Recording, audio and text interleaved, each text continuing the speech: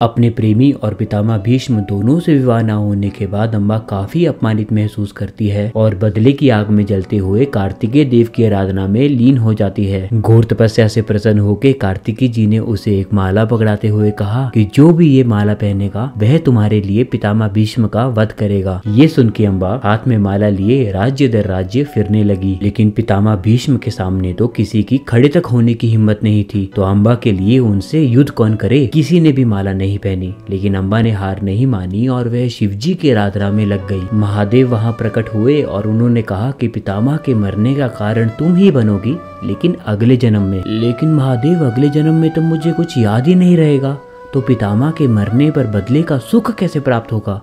अम्बा ने पूछा, बदले का सुख।